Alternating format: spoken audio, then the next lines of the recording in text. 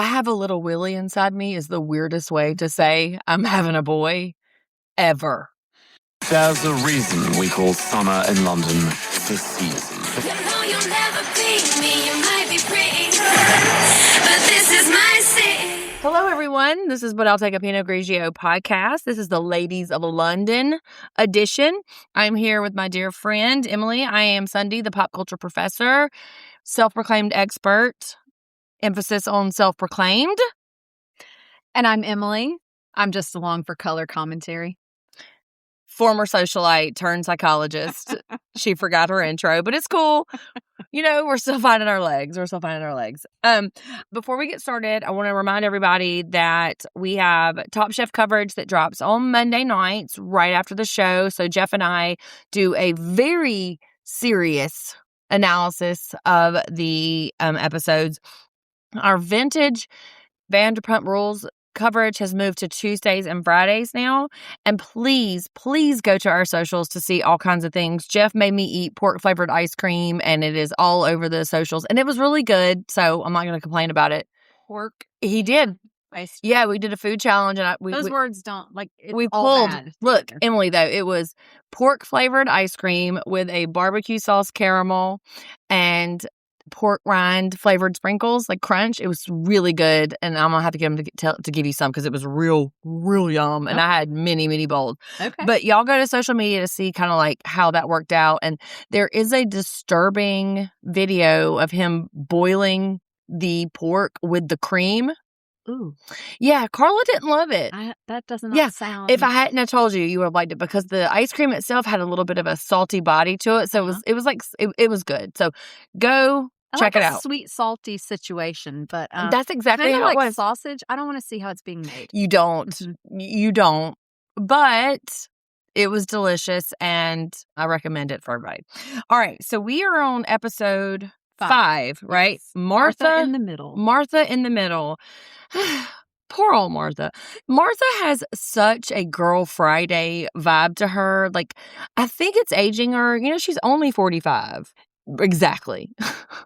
Yeah. Exactly. I love that she's got like a very distinct style to her. I was thinking about this earlier. She and Kimmy both have like sort of this like retro hair, like glam girl, Marilyn Monroe era kind of situation with like the pin curl kind of look. Yeah, especially Martha. Yeah, Martha particularly. But like I agree. I think it's aging her a little because I would have thought like low to mid 50s. There's a discourse online about it. She was a major party girl back in the day. So that's going to add some. Yeah. You know. But I think if she had a different aesthetic, more youthful hair. Yeah, it would do. Yeah. So we pick up a couple of reminders from previously. So remember there was a naked model. They blurred the penis out. Mm-hmm. Yes. Lottie and her V for Vendetta husband get a push present. And they remind us, not once, not twice, many times that they are more traditional than that you would think by looking at them. Margot emphasizes that she really needs somewhere to live. And what I heard was, I need to go to work. And Micah's husband is out of pocket again. Missy is a giant buzzkill, and she gets into it with Kim. So that's where we pick up. And there's this little package at the beginning of this episode about driving. Okay. So I did live in England. I did not drive because I was only there for however like long a summer because I studied. But Micah sucks. She's a terrible driver. Yeah.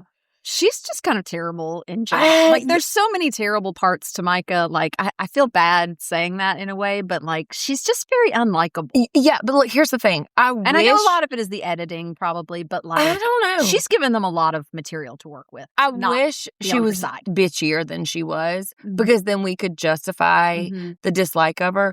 But it is, I think what you're clocking into is the try hard of it. And she's very pick-me. Yeah, and that is really off-putting. I'm just like, hey, just relax into it. Yeah. But it opens up with her and a driving instructor. Oh, is that who that was? Yes, it was a driving... That was her assistant. No, it was a driving instructor. Emily's not a real close watch, y'all. But my ADHD kicks in hard on these things, sorry. She mentions that she never got a ticket in the U.S., but she has had so many tickets And they're about to take her license. Yes, away. they are about to take her license. So. And how long has she lived in the UK? I don't know that. I didn't feel like it was that long that she should have that many points on her license to be like worried she's about to lose it. We don't know how it works in the UK, but apparently there are a lot of rules. Like if you like hit a curb, you get a ticket. If you run over a bush, you get a ticket, which all of these things that she did in this series of this. And then there's like this whole package about driving. So Mark says, absolutely not. I'm not driving. What are you talking about? I'm going to get a driver, you idiots. Like, ugh, disgusting. I'm not driving. Emma, she's like, I'll walk where I can, but I'm getting a taxi. And Martha. And then has a driver for taking them to the country. That's right, because you can't walk to the country. Right. And Martha says, I'm a real bad driver too, but I'm confident. Not what you want to hear. Do not get me in a car with Martha. I do not want to hear I'm a terrible driver, but I'm confident. I feel like that's me, actually, and you're right. All of it. You know what? I hate to drive, so I'm just like forever. But then I also write there's a yellow box junction situation, which I don't know that we have that here, and I don't know what it means. I did not write down what it is. So in Atlanta, there's a lot more of those type of things where it's basically just like, don't block the intersection. Like stop here if there's a bunch of traffic. Don't be an asshole and pull up into the middle where like the cross can't come. Got it. Well, she sucks at it, and she's don't block the box. There's a lot of those signs in New York City, which I always found funny. Name of your sex tape. Right. Name of your sex tape.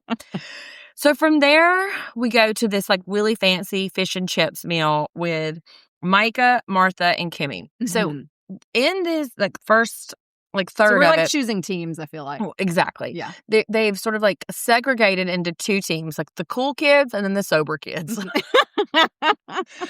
Micah, Martha, and Kimmy are at this place, and this is what I wrote about her real Girl Friday aesthetic. But they are kind of like rehashing what it was, except this is where it's Micah, Martha, and Kimmy. This is the pre like assimilation here. Oh, the pre-segregation. Yeah, Sorry. You're right. So this is where Micah talks about she puts ketchup on everything. Yes. And she brings up specifically, she's like, oh, I put ketchup on everything. I put it on eggs. Do you put it on eggs? And she was like very like excited that she puts ketchup on everything. Well, and I found this disturbing for someone who is a supposed, expert on etiquette.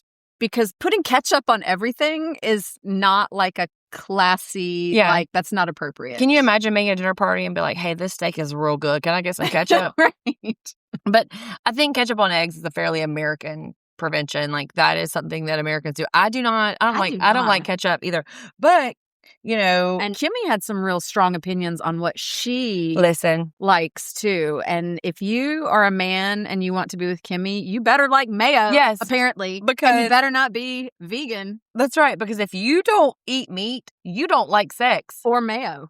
Period. And yeah, so like if you, I don't understand the mayo and sex connection. I don't know. It's something about like the vegan. And you can't eat mayo if you're vegan. If you're vegan, you don't like sex. And she's like, absolutely not. Something about it, like you have to participate in a animal protein to be on Kimmy's yes list. Okay. All right. I mean, I don't know, but I'm also a mayo eater. I love a mayo situation. I mean, I'm fine in like a small quantity kind of thing. Like I'm just going to like slather it on top of stuff. And I'm definitely not going to dip like French fries. Wrong. Like, I absolutely will. That is a little bit of mayonnaise, a little bit of salt. I'm going to town. Mayo is like a mixer for making your egg salad or chicken salad or that kind of thing. Or it's acceptable on tomato sandwiches. Okay, but I will eat it anyway. If I was stranded on a desert island and they gave me mayo as like a luxury item, I could eat a sand sandwich if it had enough mayo on it. I love mayo. So Kimmy, again, we're soul sisters. Okay. Then we get this like little bit about, so Micah has like young kids. And several of these folks have young kids. Like, Margot has really young kids, and so does Micah. And this is not the first time we've heard about her burnout. Yeah, she's burnt. She's real burnt, and she's starting a new business. I can't even get through it. I can't even get through it. It's kind of ridiculous. Emily, many manners. And also, this was an interesting thing. Like for a split second, I started to kind of like have some empathy and relate to her, and then, I mean, she lost me again. But like, so she says, oh, I'm etiquette expert. So people expect my children to be perfectly well-mannered and well-behaved and blah, blah, blah.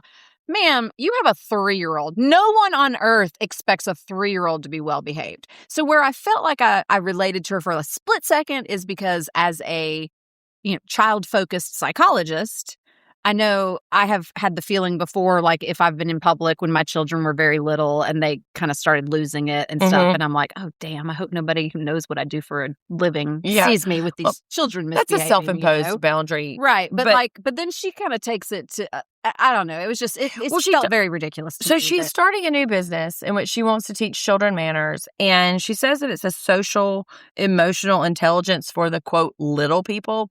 That's not what little people means. That in this context, that's not what that means. True. But also manners is not what social emotional intelligence, as a child psychologist, let me tell you, social emotional intelligence is not like yes ma'am and no ma'am. Like, okay, and it's not knowing the correct fork. Okay, that's not what social emotional intelligence means. Well, could you tell the puppet what the right fork was? Because this woman has puppets. Call the police.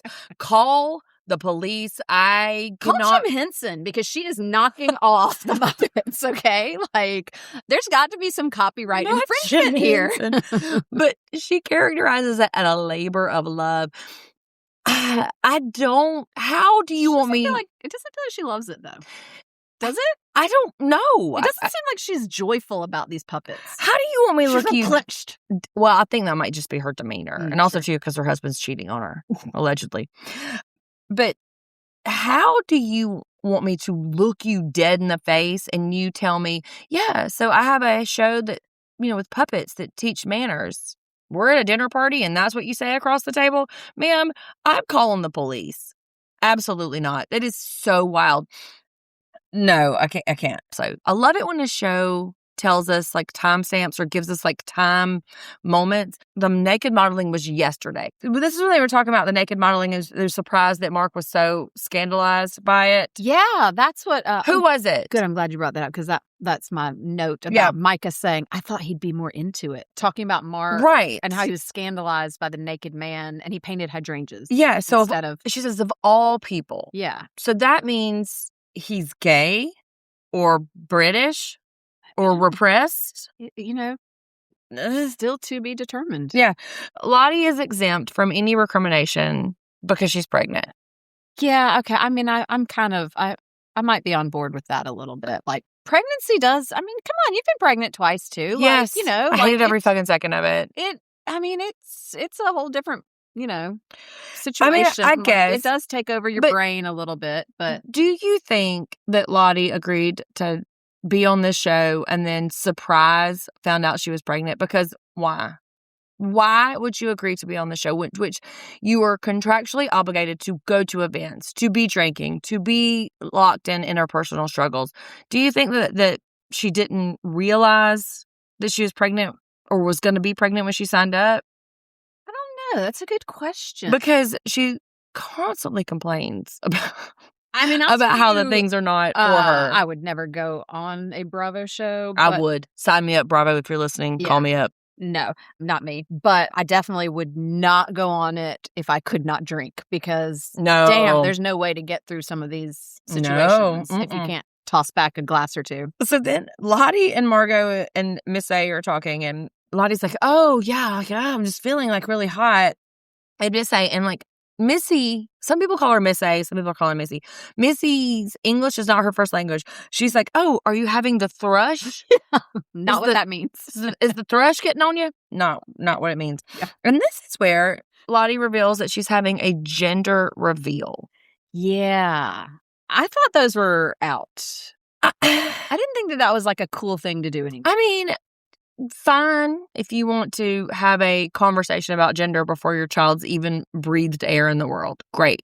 But I find it really interesting that these two people, especially Lottie's husband, who is bucking gender conventions in every way, and she has mentioned it, and we see what he looks like, that they would really bear down on this very traditional kind of thing. And I think that maybe we might be... There's some subtext there. And if they were Americans, I would ask them where they were on January 6th. Yeah, it's because she really continues to say, oh, we're really conservative. Oh, we're really traditional. And I'm just wondering what values she's trying to telegraph in that day, even though they look like that, which, we're in a world, anybody can look like anything. Right. But like, what values is she trying to subtext in? Interesting. Yeah.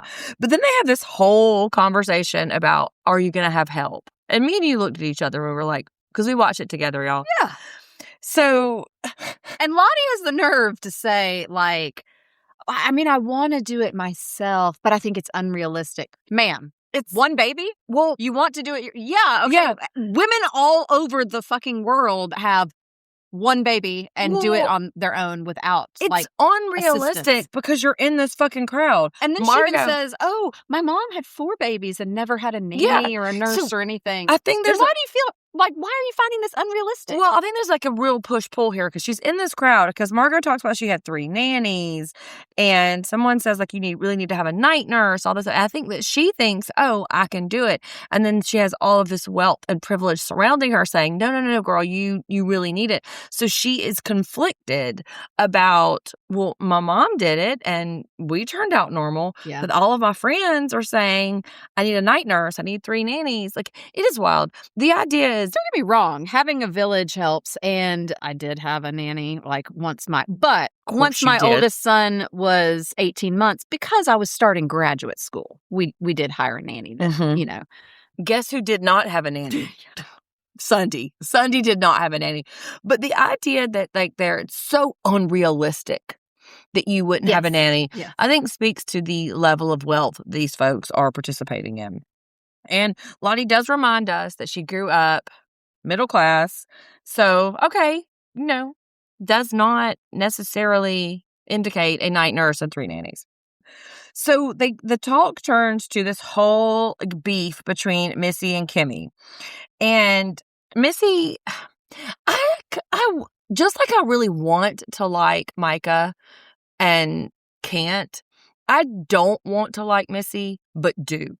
Like, I find her to be a little bit charming.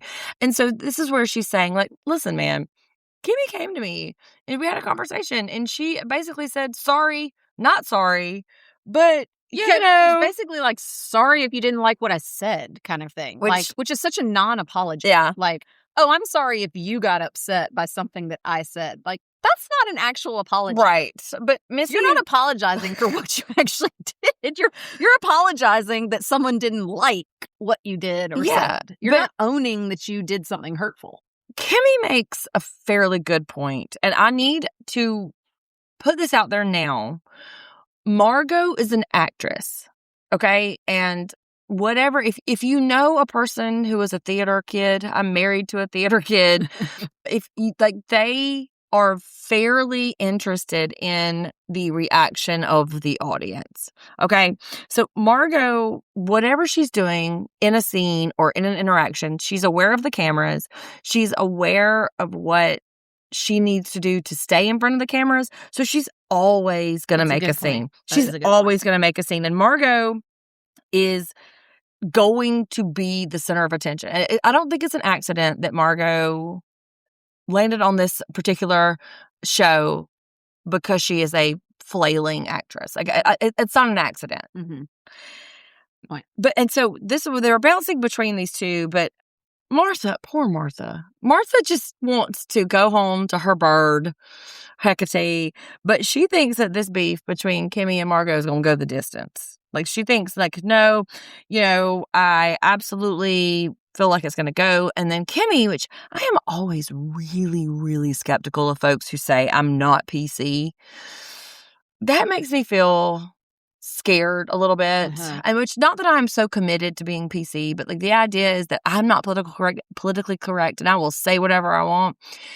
It's a bit of a flag that you just definitely do not care about the impact of your words. Yeah, that's one of the notes that I had about Kimmy on this episode is that I kind of question, like, do you have any empathy? Because, like, there were several things that she just was like, well, this is just kind of who I am. And I'm like, ma'am, you're a 40-something-year-old woman. Like, really? You haven't learned how to care about other people, like, and their feelings at all? Really? Like, Yeah. I don't And know. even... Or is this just your act that you're putting on? Like, I I feel like she really does, but she's just sort of committed to this bit in a way. I do. I think that there is a bit that she's doing and she's committed to an act, but I don't know if she has enough self-awareness to understand how she's coming off, right? Because we don't need you to like full on apologize to Missy, but we do kind of need you to not be so staunchly committed Yeah. to the bullshit you said. Yeah, maybe acknowledge that, like, the way you said it could have hurt someone's feelings. Yeah, because it did. And Yeah. like Missy was, we'll get to it in a minute, but Missy was fairly diplomatic about it. Like she did not come in real hot. But Yeah. before we get to that, we are in Oxford, which is where I lived for an entire summer. It really is. Gender reveal. Yeah, for the gender reveal. Yes. And Oxford really is the most beautiful place. Oxford and Bath are the most beautiful places. Now, this little so garden party was perfectly beautiful, I have to say. It was a sweet little setting. Yeah. Very cute, beautiful afternoon. But, Yeah. okay, What do you think? ma'am. What are you reacting to, ma'am? Because I already know because we paused it 3 times. I mean, I'm not going to lie, audience. I had to make Sundi rewind it because I was like, I need to get a better glimpse on this woman's attire. Like, what is happening here? She really full on was wearing like a bodysuit, sheer skirt that shows off clearly that we're wearing high cut, bathing suit, bodysuit. Wait, thing, hold on though. Structured jacket thing. When you say bodysuit, there was no legs. Like it looks like she was wearing like quite literally a bathing suit under it. And it wasn't. That's a bodysuit. Right. But I just want everybody to understand that like there were no legs attached to it. We saw her legs. Yeah, that's what I'm saying. Like it was very high cut, like, bathing suit style, whatever. And which I love this sheer skirt look. We have a very good friend actually who wears a lot of these. Yeah. But she does it with like a cute like t-shirt situation thing. So it kind of covers your booty a little bit, like you see the legs, you see a little bit, but it's not like, hi, let me show you my underwear that I'm wearing underneath this. Right. With my high cut cropped jacket. Very. The whole outfit was just very strange. It was very structured. So it was like And that business on the top and party on the bottom. And that was also maybe one of the least disturbing strange things about this gender reveal. Y'all. So they reiterate again that they are a very traditional couple. And I think that they are trying to combat their particular like image that they are promoting. Yeah. And that's like they have a very artsy kind of aesthetic. Well, they present that way, but they want to remind us that they are very traditional, thus the gender reveal. And so, she's this is where I wrote who would you have voted for, but she's standing around and she's talking to her dad. She's like, yeah, dad, like congratulations, he'll be a granddad or a grandpa. I'm already a grandpa. She completely forgot about, I guess, her nieces and nephews. She is one of 4 children, y'all, and this is not her parents' first grandchild. No. Which is in her mind, it is. Right. Though. It was a real snapshot of how Lottie moves through the world because she's like, oh, congratulations on being a grandparent. I've been a grandparent 4 times already. Got it.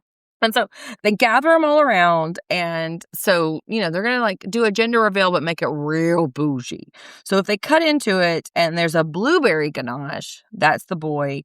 And then if they cut into it and it's a strawberry marmalade, whatever the fuck, that's a girl. So they cut into it. What is it, Emily? It's a boy. It's a boy. I called it. Now, I do have to say, with my first son, we did a small, just the grandparents came over for dinner. I wouldn't have even called it like necessarily a gender reveal, Also, this is 16 years I was going to say, it was a different time. And we did a cake that. Okay. Now, but my now ex-husband, we knew ahead of time. Like, we found out at the scan. Okay. We did the 3D, ultrasound thing, whatever, and they told us or whatever. And this was just a surprise for the grandparents. We let the grandparents cut the cake. And it was cute. I mean, that's cute. And so, like, we did it. So our scan technician did a little bit where, like, she scanned it and she brought us an Almond Joy. Yeah, same. Right, Yeah, she was like, we've got 2 candy bars here. Yeah. Almond Joy or Mounds.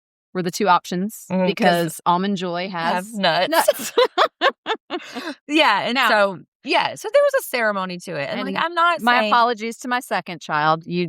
The doctor just called me on the phone, and I passed my ex-husband a note. He was in a meeting. He was on the school board at the time for the school district that I worked for, and I passed him a note and said, "Congrats, you dodged another bullet."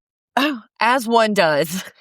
Because he was I'm a very high maintenance girl. He was very concerned about the daughter that. I love it when you talk about how romantic your marriage is. I love it. Like, this is so romantic. I'm really like mooning over the romance of it. Why are we not together? I don't know. Like, Audience. It was such romance. But this is where this weirdo. So, like, we can agree. Took a very weird turn here. Lottie's a weirdo, right? Yeah. Like, and I mean, like a fun weirdo, a lovable weirdo. But this she's like, oh my God, to think there's like a little Willy inside me. That's not what that means. Yeah, I mean, okay. Well, I guess, yes, technically you are growing a male baby inside of you. But like, way to make it cringe. Emily, why would you phrase it like that? And she's like, there's just a little Willy inside me all the time now. So, no. Anytime that you have discussed a Willy being inside of you, has it ever been you talk about being pregnant? 100% no. No. Absolutely not. Weird. She's a weirdo. And I feel like she is really trying to bear down on the, I'm normal. I swear to God, I'm normal. We're normal. We're normal. Y'all, we're normal. They are weirdos. And I think she might be weirder than her husband. I think her husband might be the normaler of the two. I don't know. I think, wasn't he the one who said, well, boys, we on you all the time? No, he's the one that said, she said, boys, we on you all the time. And he said, oh, well, that's just like that's a sexual. Oh, right. He took it. He goes, oh, women do that too or something. Yeah. I was like, no, he was like, oh, that's. Sir. No, we're not talking about your kinks. We're talking about like when you're changing the diapers, like, you know. Because he says something that's like, that's like sexually exclusionary or whatever. And I'm like, no, for all of the folks listening, if you've had a baby boy on the changing table, you know that it's a hazard. Yes. It's like put a cover on it. You keep a cloth diaper right there that you lay on top every time. We had a little apparatus that somebody gave us that had Ethan's name on it. It was just like, sorry, Ethan. A PPTP. Yes. Yes. Someone gave me one of those at a baby shower. First time that we tried to use it, our oldest son did pee directly into my ex-husband's face because if they have a good little stream, that TP goes flying. Yeah, and so for all the new moms listening, just like tuck it down, like point it down to their knees. Just when keep you're a cloth changing the diaper. You just keep a cloth diaper on the table. Yeah. There you go. Okay, so this has been a newborn minute. So we're back. We go back to London. I need you to talk about Margot's new house. Oh, Margot's new house. Emily. Wow. Emily. Okay, so you know what it reminds me of? This is all I could think about. Jeannie's bottle? Buttermints. What's a buttermint? You know what a buttermint is. Okay, if you are from the South, son, I'm from the at every wedding shower or baby shower you've ever been to, okay, there's this little jar. What a buttermint. Okay, if you're from the South, you understand what buttermints are. Okay? How dare I not know what a buttermint is? And they are these pastel melt away little candies. Yes. Okay. And her house, every room is like a different color of a buttermint. Yeah. Like you walk in and there's like, it's color drenched, color washed, like pale pink, and then color washed, pale yellow, and then like this mint seafoam green. And it's just very like... Kids, ask your Southern cousins.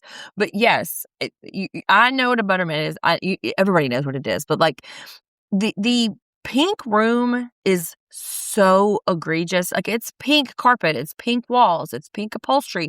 And I'm not mad at pink. I love some pink. I will decorate with pink in a heartbeat. And you have adorned some spaces with pink that have been the most beautiful I've ever seen. This is This is not it. In Pepto-Bismol. This is not it. And it is $60,000 a month. I mean, Sundi. $60,000 a month to rent this house. And I want to, flat, and that townhome, whatever it is. What do they call it over there? I don't know. Yeah, well, I think it's like a mix because it's like 3 levels. But her ceiling budget was $50,000. And put a pin in this because Mark says something later that is really kind of revelatory about it. But like, she is just out here spending $60,000 a year. That is more than my mother made at the height of her career. Like, I get it. I am very far removed from this particular wealth class, but she seems very flexy about it. And I am, listen, full disclosure, everybody, I am off put for Margot. I don't care for her. I am not. Yeah. I couldn't tell. No, I'm just going to say it right now. Everything that I say about Margot is tainted with my like low-key loathe for her general demeanor. She sucks.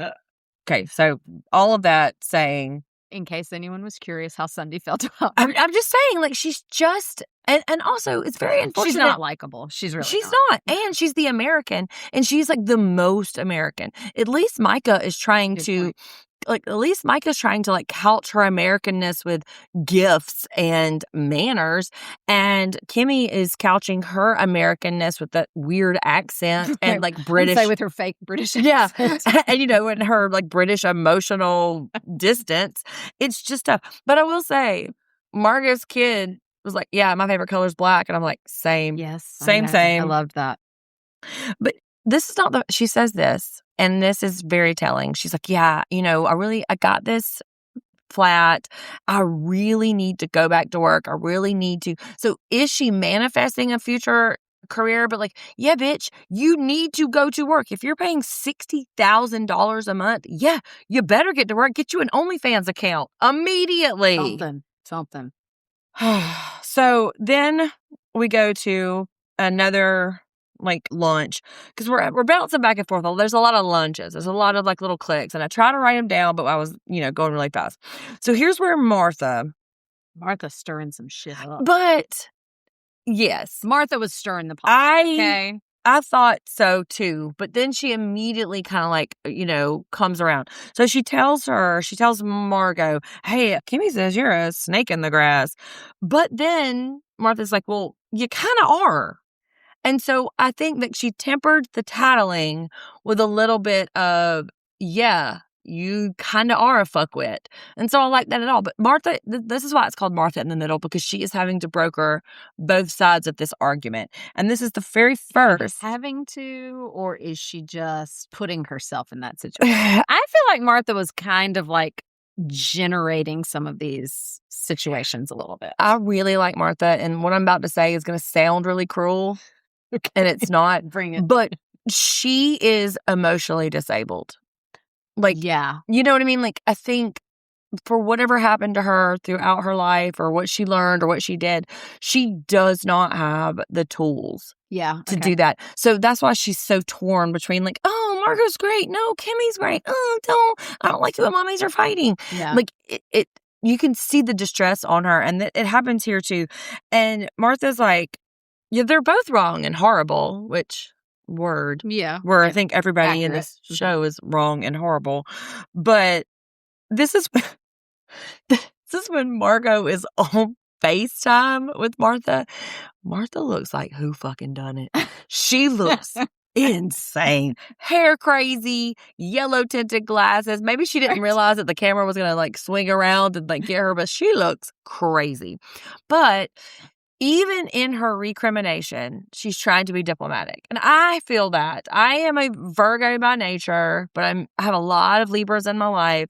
And so I see this idea where like, oh, no, it's not that, it's this. Like, no, maybe if it's this, maybe it's that.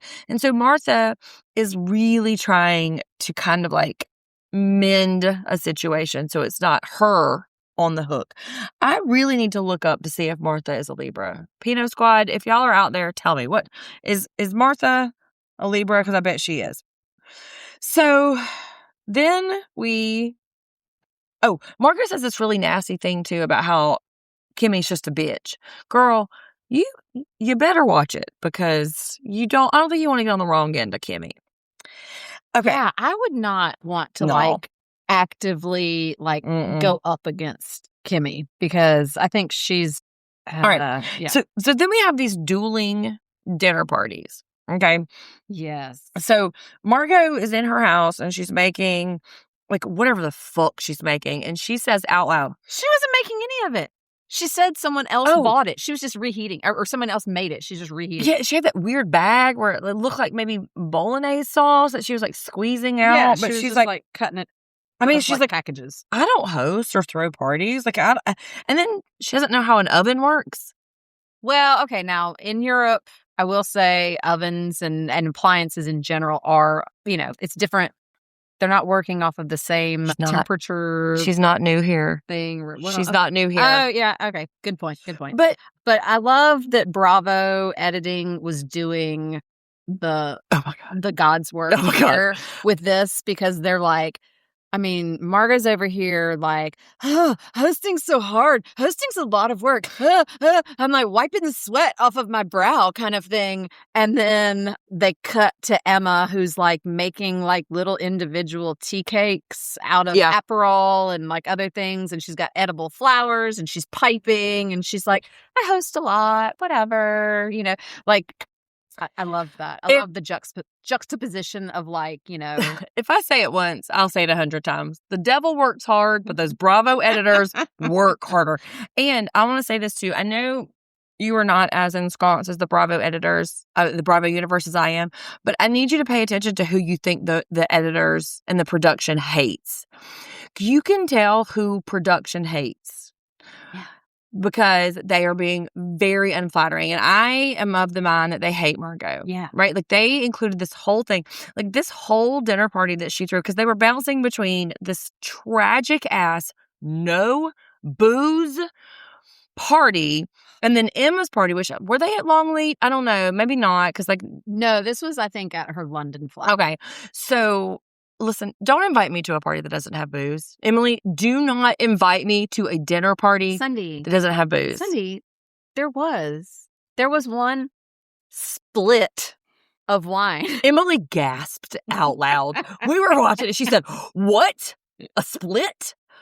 There were 4 people there. For those of you who are not as informed or, or not winos like we are, a split is a half bottle of wine. It's like that cute little bottle, like half bottle of wine that you get in like a hotel when you're by yourself and you're ordering from room service. For one person. Or you're like pulling it out of like, the little mini fridge or whatever. Like, this is not what you pull out when you're having a dinner party. Now, granted, this was a dinner party of 4. One was pregnant, one is sober. So there's only 2 people there. But let me tell you, people, Sundi and I are just 2 people, and I have 4 bottles of wine in the fridge. Now, will we go through all 4 of those tonight? Probably not. Maybe.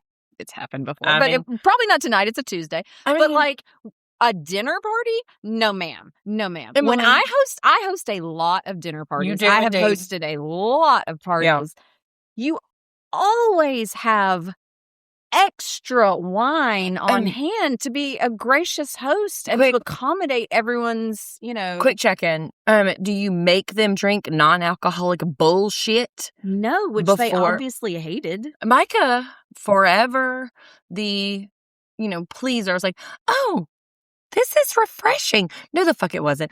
Listen, and like... Missy made me laugh, though. Like, yeah. She took a sip, and she was like, oh, it's very carbonated.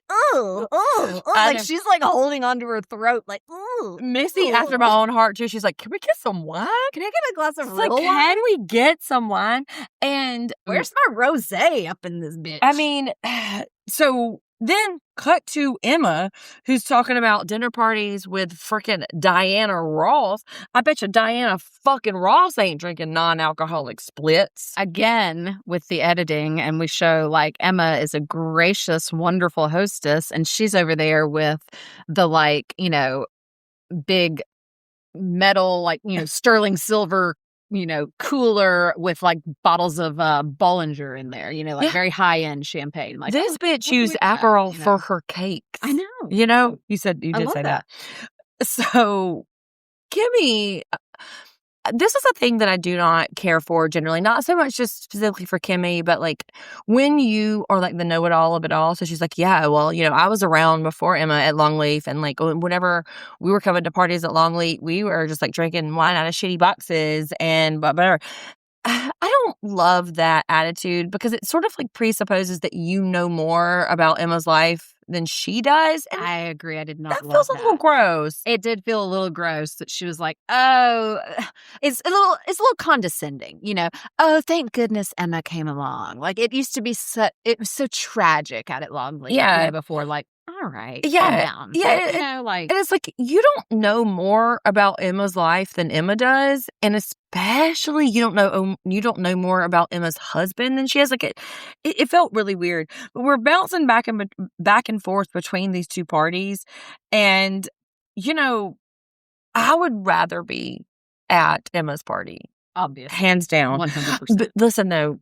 And I do not want y'all to come at me about talking about a woman's appearance, but we noticed something specific about Micah's hair. We talked about it last week, and we even consulted a professional on this. Tell us what we noticed, Emily. Say what you noticed, and y'all can check social media to kind of see what our initial impression is. But like, tell me what the immediate image was that like kind of brought your attention forward. Okay, so Micah is really leaning into this like slicked back ponytail style. Like, okay, cool. That's your jam, whatever. But like, what is happening with her roots? It looks like she has lighter colored roots growing out, you know? Yeah. So, yeah, I screenshotted it and sent it to my fabulous hairstylist. Shout out, Who Babs! always keeps me looking wonderful. We love you, Babs. Her immediate take on it was it looked like a Scandinavian hairline, but done incorrectly and badly. I don't know what a Scandinavian hairline is. So a Scandinavian hairline is a hair color. It's like a technique where you like basically bleach the baby hairs that you have around your face, like from ear to ear. Yeah. Okay. Almost, you know, like a halo type effect to try to create this sort of halo sun-kissed type of look. All right. Now, the reason it's called Scandinavian is because what color hair do Scandinavian people have? Blonde. Yeah. So this is what we do with like blonde, like dark blonde hair, but where you notice like that sort of bright, like, you know, little bits around the face to kind of lighten it up. This is not something that you do if you are a brunette who is obviously trying to like make your hair a little bit lighter. And also, if you have patchy color in your hair, aka, you know, like similar to what I told Sundi, my New York roommate and I did back in our 20s on a snowed in weekend. Tell the story. Ma'am, I even shouted, save it, because the story is so fucking tragic. Tell this fucking story. So in my very early 20s, immediately after undergrad, a girlfriend and I moved to New York, and we lived in, you know, a 4th floor walk-up apartment and had these terribly low-paying jobs, but it sounded cool. And it was very glamorous. Yeah, we thought we were the shit, you know. And there's one weekend where it kind of was snowy and it was gross, and we were kind of locked in the house all weekend, or the apartment, you know. And we ended up looking at old pictures and things, and she was a brunette, but in high school she had, you know, been a blonde at one point, and I was like, God, you looked great as a blonde. You should try that again. A few bottles of wine later, we're up at the corner drugstore. Dwayne Reed, what's up? These motherfuckers were at Dwayne Reed buying bleach. And I've never colored anyone's hair before. I leave that to the experts. I go, you know, get it done by someone because that's not my strong suit. And bless her heart, sweet Erin decided to let me bleach her hair, and we ended up with some real, like, looked like highlighter patches in it, and she had to go get it professionally colored the next week. Did it look like Micah's hair? Yeah, that's what Micah's hair looks like, is that she has a drunk roommate that she was letting like put a box of Clairol on her. From Dwayne Reed. I thought maybe that Micah maybe has an ethnicity in her past, that maybe like her hair is a little bit kinky and she like couldn't get it together, and so she's like trying to like fight against it. And you said this on the last time, like fighting against her natural texture. It does look like she's I don't understand why you would fight so hard against a particular texture. I mean, like TBD, y'all. Like we'll see, but as long as she brings a gift, she's fine. This woman shows up to her dentist office with a damn gift. She is so I can't with the gifts. Also, people pleasing. Real-time update. We just got a text from Babs. This just in. Breaking news. Breaking news. Text from Babs in real time saying, I don't understand why she is pulling her hair back like that. Well, same. You know what? Same. And I would give $100 to see what her hair looks like when she is just like walking around her house, like her husband's out of town, banging his secretary, allegedly. And, she's like putting her kids to her bed. What does her hair look like? It's obviously not that long. That ponytail. That's an extension. Ponytail's an extension. What does her hair look like? And I bet you $1 zillion fucking dollars that her natural texture is so much more flattering. Sure, yeah, yes, sure. Than it is. Most Okay. people's does. But yes, okay. So, but she brings yet another gift and also yet another gift for the child. No. I'm all for hostess gifts. Nope. But okay, like, why are we always giving gifts for the kids, not for the woman who's actually hosting you? Exactly. And like she even sort of kind of like frames it as, like hosting is really hard and it takes a lot of work. And so I just really want to show my appreciation. Okay. Bring a gift. bottle of wine. Yeah. Bring some pate. Not grape scissors. Right. Not grape scissors, but something that the hostess can utilize in that way. Like, don't show up empty-handed. Also, if I was at goddamn Margot's party and I did not bring a bottle of wine, I'd be real mad. That's why you always come with a bottle of wine, because over there at Emma's party, they be drinking. They are drinking. Kimmy is drunk. She's slurring. She's drunk. Yeah. And at Margot's house, there's a half bottle of wine for them to pass around. They got to split. They have to split. That's literally like half a glass of wine. I don't want to get. Yeah. And speaking of Kimmy being drunk, like she then proceeds to go after Margot and her style. Well, she starts out with Hecate. I know we've been going after Margot and her style. We're exempt, but though. that's kind of what this is. We're doing a podcast about it. But like she really comes for her. She's like, ooh, that crushed velvet. Ooh, her clothes. Well, we did gasp out loud when they flashed back. I have to agree. Like that was a horrifying outfit. Well, yeah. She also too. She started out using Hecate as kind of like the vehicle. She's like, yeah, Hecate, you have to wear goggles or whatever. She'll pick your eyes out. Ha ha ha. Margot's the same way. And then once everybody kind of gave it a half laugh, she's like, okay, all right, this is my end. And she goes in so hard. She tells Martha that Margot will fucking turn on her, that she is, going to hurt your feelings. And this is where Martha made her fatal mistake. She said, Margot outmaneuvered you. Kimmy, that was it. Like she was in the red, like we're waving the red flag in front of a bull right there. Yeah. Don't do that. But then they flash to the Duke of Wellington. Do you know what the Duke of Wellington has to do with any of this? I don't know. What's that? No, they're like, oh yeah, it's like the Duke of Wellington.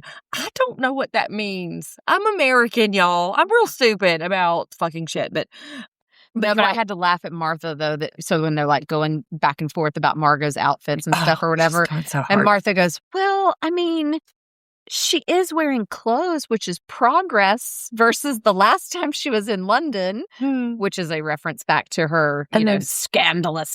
The Bravo editors flash to her porno. But then they go in on that stupid fucking camel toe velour jumpsuit. And listen, obviously we're American. I am not trying to like equivocate, but Margot is presenting as so American that it makes me feel a little uncomfortable for her to like just be so out loud about it. They talk about how she's having like bad style. Kimmy's going hard. She has bad style. That, that jumpsuit was probably expensive, but it looked real cheap. Yeah. And we can vouch that can be a thing. Yeah. So, but Mark, I swear to God, we did not get enough Mark this episode. Right? Why was he so quiet this episode? I feel like we only got a couple little snippets from him. And I need more Mark. Because first of all, that jawline is amazing. And second of all, everything that comes out of his mouth makes me laugh. It's just about. So on point. It's so snarky. He's so witty. Like, he could say the meanest shit ever. And he does. But he does. Word. But the affect and the accent just makes it just graze right across. So all of this is happening where Kimmy's super drunk and she's going really hard at Margot, and Martha's like, no, I like her. She's great. She's wonderful. Emma is sitting there with her compact open talking about, I don't want any of this. I got to take this. Excuse me. Compact open the whole time. She's trying to avoid the whole situation. There were 3 separate shots where she either had her lipstick or her compact in her hand at her own dinner party at the table. I never have I pulled out my own compact at the dinner table to touch up my nose or anything. She was so obviously uncomfortable. She was just like, so let me escape into doing anything else. In this moment, I felt Emma. She's like, oh, my neck is so itchy. My neck is itching right now. Yeah. And she characterized it as Kimmy's version of an intervention, which was really aggressive. Listen, if I need an intervention, please don't ask Kimmy to come. She won't hurt my feelings. She won't hurt my feelings.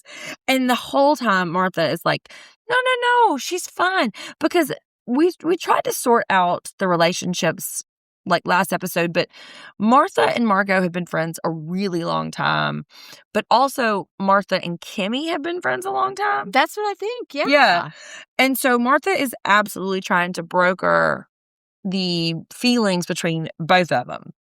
But because, Emma makes that comparison, about Martha and Kimmy. Yeah. And that's where she compares them to, the old men on the Muppets. Oh, that's right. She says that Statler and Waldorf, she's like, she's like, this is very odd that they're going at each other because they're usually like this united front. And and then she's like, they're usually like, those old guys. Statler and Waldorf. Yeah. And Martha. And then she also said they're also like Tweedledum and Tweedledee. Yeah. And so Martha's like, are y'all mad? Like, I don't want it. Are y'all fighting? Whatever. So then Micah has to deliver the news about somebody being mad or somebody's beef about it. Micah talks to Margot about how Kimmy was having feelings about how it went down. Whatever. Right? Yes.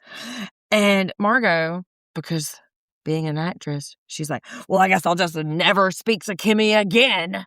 I hate you, Margot. Get yourself together. You are not going for your goddamn daytime Emmy Award. Calm down. Calm down. She's so mellow fucking dramatic. And this is where Mark delivers that little bit of gossip.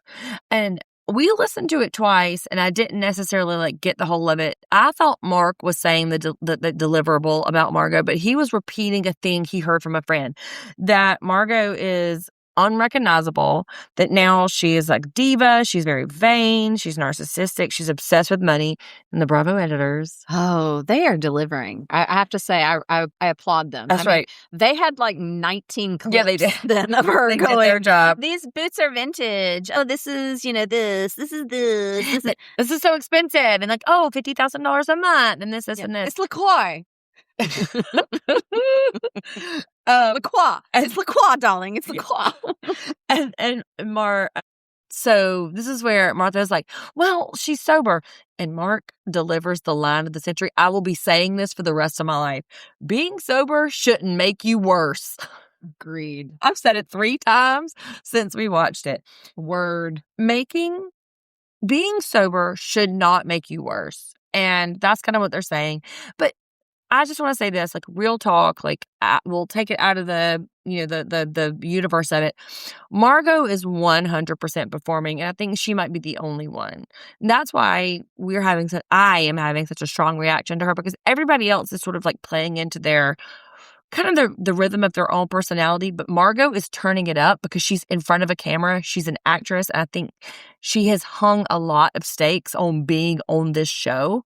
She needs to work. Yeah. She needs to get... In her own words, she has said. Yes. She needs to work. So I think she is trying to make a moment in every fucking scene she's in. Don't you feel like Micah is maybe not being herself too? I wonder if that's why we're having such strong reactions to the two of them, because they may be the only two that are really, and that might be part of my like ambivalence about Kimmy, because I do like her sometimes, but then also sometimes it feels like she's leaning into this like caricature of Kimmy of like, I don't care about anyone's feelings. I'm going to say whatever I want to say kind of thing. Say more about Micah, because I'm having a hard time understanding why I can't abide her.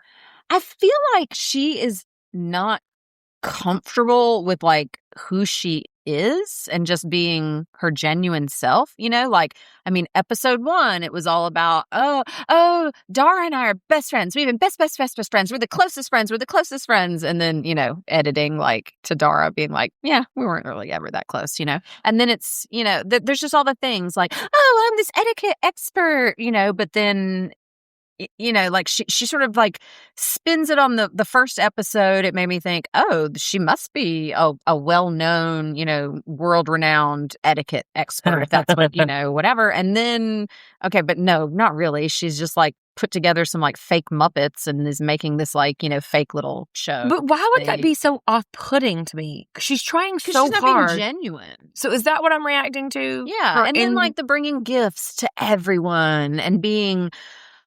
It's like she wants everyone to say, oh, but you're so wonderful with etiquette and manners and stuff. But what it is she, to me, good etiquette is making people feel comfortable and relaxed and welcome. Well, don't you think and what that's she does is like she puts everybody on edge where they feel like they're going to be judged about right. Her. But don't you think she thinks that's what she's doing? Don't you think she thinks that she's putting everybody at ease? She probably does, but she's not. She's not. And that's the thing. And that's what I'm having a hard time with, is because like, it seems like I should like her. There's nothing abhorrent about her. There's her hair is. Well, the Scandinavian hairline is real rough. I have a real problem with her. I mean, listen, we had to consult a professional to do it. But I mean, I don't know. And the same maybe with Margot. Maybe that's what we're reacting to, is the inauthenticity of it. Because Margot also compares Kimmy to a corgi, which is a very fucking British thing to do. Like, oh, she's a deranged corgi. Fuck you. Yeah. You suck. I hate you. But, you know, ugh. I do love a corgi though, but yeah, fine. But don't compare me to one. Like, ouch. Yeah, it's a dig in a way, but how much do you want to talk about Micah's puppets? So we got to talk about puppets. There's a whole scene here. Sequence. Did we talk about those already? No, remember she's at her studio doing the puppets, Emily. No, I thought we talked about those already. No. The fake Muppets. No, we talked about her planning to do the puppets. Oh, right. And then we actually see it. Now we're here. We are here. She's at a table, and there are these two puppeteers laying around.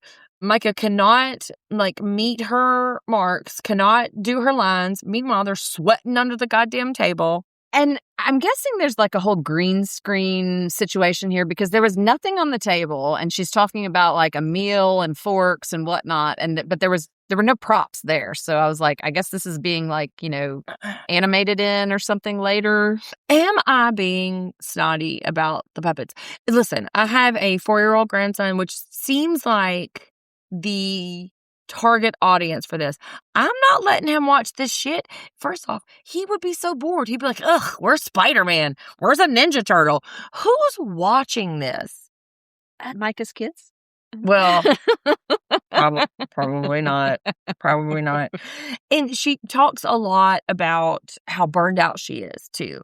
And I'm going to say this, and Jesus forgive me, but there is a trope on these kind of like lifestyle reality shows, housewife shows, where women volunteer to do these kinds of shows because they want to get divorced. And they know that the spotlight of the camera and the scrutiny of the audience is going to shine a light that they could not their own self.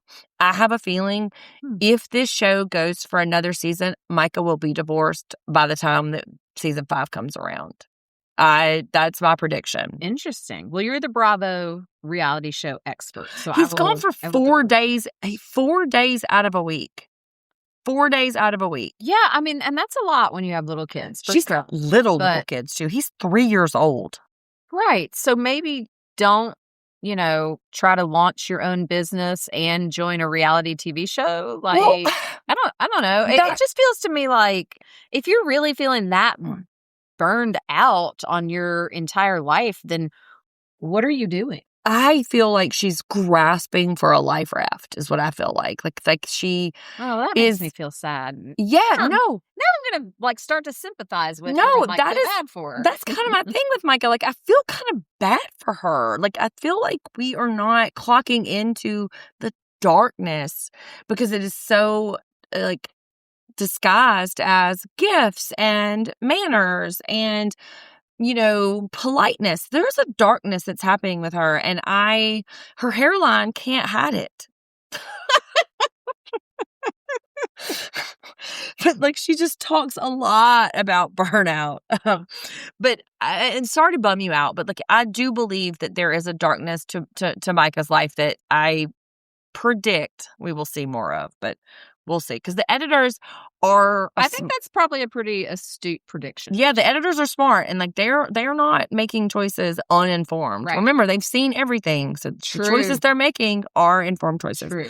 So then we go to this fucking lunch with Kimmy and Missy. And I have been really hard on Missy, but she was kind of forgiving and really kind of flexible here. She really was. Now, once again, Kimmy, I have to say, she's kind of just saying shit without really like thinking about like the connection between like what you're saying, who you're talking about, and the person, the actual like real person, But I do have to say that I felt like their lunch sort of wrapped up in a way that was actually relatively mature, and Kimmy even like. And I give Missy a lot of credit on this lunch that I felt like brought a level of like maturity and calmness to it and didn't just back down from whatever Kimmy said. She was sort of like, no, it was wrong. Like it hurt me. It was upset. Yeah. And Kimmy then basically kind of came around and was like, okay, I understand you a little better and I will try to be better at remembering that you're kind of sensitive and whatnot, Which I don't think you have to remember someone sensitive to just not talk shit about their brother getting shot down on the street, Like, yeah, but like it seems just like a normal human thing. But like, she does talk about like people's different crutches, right? And didn't love that word. Yeah, you're right. But I think that she's talking about sort of like the boundaries of it. So like the way that I'm going to talk about something terrible that happened to me is going to be very different the way than, this person will. And I think that Kimmy she wasn't so committed to her line of thinking in that way. Like, did she come all the way around? No, she didn't. But she came far enough towards Missy, and Missy came far enough towards her that I felt like it was a productive lunch. Yeah, right? I felt like they left in sort of a peaceful place with each other, like that they had kind of mended fences a little bit there. So then what I have right here, it says, Kimmy tells what Mark said about Margot. What do I mean by that? I can't remember now. That there's a false nature of it and somebody's a hypocrite. I'm talking about from the next episode. Oh, I think that was from the preview for next. Yeah, so there's some beef happening that... Oh, no, here we go. I got it right here. Oh, okay, good. Calm down, everybody. So everybody's going to Longleat. And so we're about to get some real fancy treatment. I'm excited there. I can't wait. This was the scenes from like the rest of the season, not just from like the next one. So this is like, coming up on this season. Invited to Longleat. Lottie actually is pregnant. We see a bump. There is an actual baby in there. Yeah. There's a visible panty line controversy. Yes. Mm-hmm. Yeah. Martha and Kimmy are beefing, and Mark and Margot beef. Don't want to be in a beef with fucking Mark. Like he's like fucking Elsa. He will eviscerate. Yeah, but like in a real icy way that just makes you feel cold and lonely. Yeah. Like I don't want it. Yeah. I don't want it. But I'm excited to watch it. I think it's going to be real good. And I think that if anybody has the capability to bring Margot down to size, and listen, Margot has an American exceptionalism air about her that makes me just like not want to root for her. Like, just be cool. Yeah. It's like, stop sucking up all the fucking air in the room. Yeah. Like, I don't know. That drives me insane about her, because it's like, hey, look at me. I'm here. I exist. I have feelings. Shut up. Everybody does. I can't. But so stay tuned. So next week we're going to get into we don't really know what's happening next week, because this was like the scenes from the rest of the season. So I think they go to Longleat next week. Next week. Yeah. Okay. All right. Well, we'll see. In the meantime, go check out Top Chef. Jeff is such the expert, and he is so excited to talk about it. He also made me eat pork ice cream. Go to YouTube and listen. I know everybody's looking crazy. It's real good. Carla didn't love it, but it was really yummy. Go to Instagram, go to TikTok, wherever you get your podcasts. Like, rate, follow us, all of that kind of stuff, because we are on the come ups. Like, shout out to all of our new listeners. And we will see you next Thursday for more Ladies of London. LOL. LOL.